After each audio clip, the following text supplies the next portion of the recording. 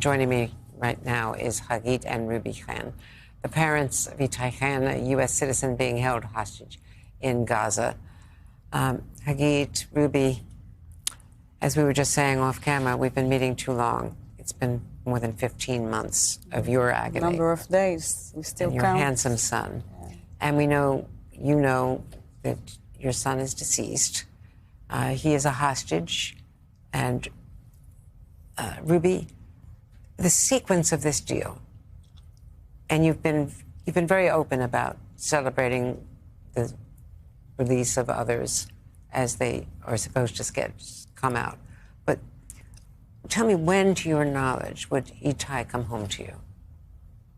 Well, at the moment, he will come out in the second and a half phase, which means towards the end.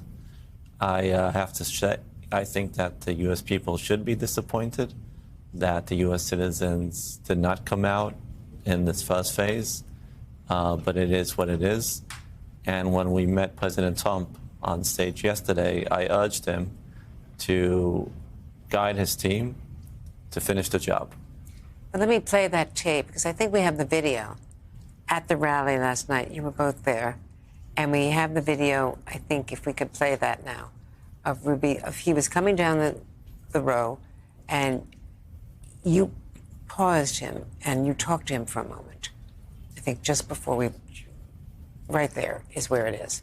And so what did you say to him? I told him we're New Yorkers, so we share something in common. In my history, my dad, actually, when he came to the States, he came as, non-educated Holocaust survivor. He was a construction worker. He actually was one of the people that built the Trump Tower many years ago. Your father worked on the Trump Tower? Yeah, he did.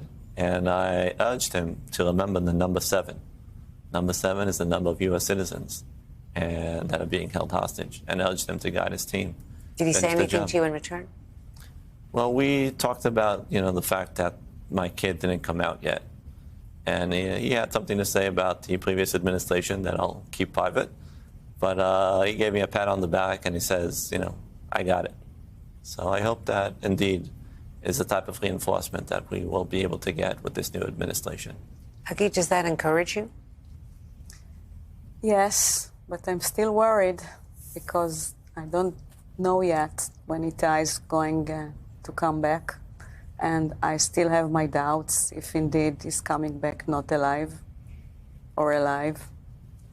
I know what I was told, but, I feel him. I feel him. I'm his mom. I still feel him, and I still hope. You can always have hope, and you want him back, and whichever it is. If he's not alive, I think he deserves, not to finish his life, in the Hamas tunnels, not knowing where he is, not being able for us as his parents to know that we gave him the honor that he deserves, because on that day, October 7th, he saved many lives, and he's a hero, and he deserves to get, the recognition for being a hero. Ruby, you went to Doha the week before both the deal. Of us. You both went? Yeah. That was our 25th anniversary. So I said, I'll take us to some exotic place. So I said, let's go to Doha. That's quite a 25th anniversary exotic trip. Yeah. And you met with, I think, Sheikh Mohammed with the Qataris. You met with we met Brett McGurk. various You met officials. with all of them. Yeah, it was a discreet, private visit. But I thought it was important for them to look me in the eye and ask them about my son, because, when you negotiate, you see a piece of paper with names on them. You don't see the individuals. You say hostages. You don't say Itai. You don't say Omer. You don't say Sagi. You say hostages. And I think it makes a difference. And I also wanted to meet Mr. Brett McGurk, that indeed needs a lot of recognition for what he did. And he camped out in Doha for many, many weeks to be sure that this does come in place. And I wanted to ask him point blank, like I'm looking at you, what about Itai? And again, I share my disappointment, as I think the United States of America, the people of this fabulous country, how is it that the U.S. citizens were not front-loaded and were at the not on that beginning list? of this process? Because phase 2 isn't even negotiated yet. No, and it's also so fragile it can be broken, you know, The only every thing day. you could expect about the Middle East is the unexpected. Well, there's a headline today in Israel that the prime minister is trying deliberately to sabotage the deal. Yeah, so I think that there's a lot of posturing. We know that President Trump has a direct line to the prime minister.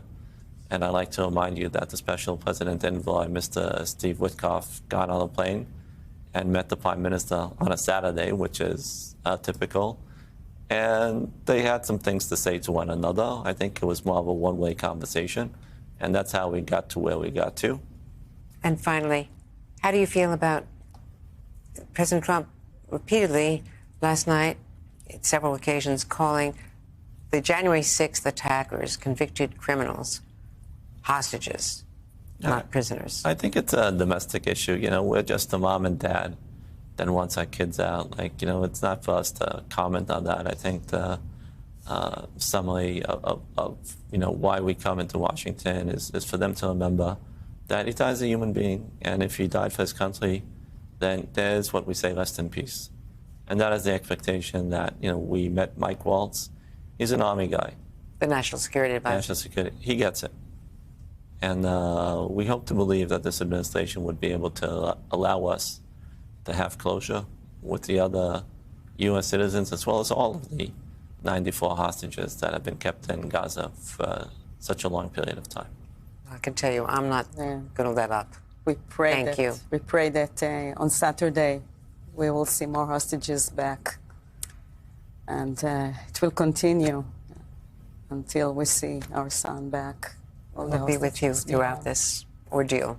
Thank you. Thank you. There's no way to imagine what you're going through. Thank you so much for You your can't. courage. Thank you. Thank you, Ruby. God bless. Thank you, Hagit. God bless.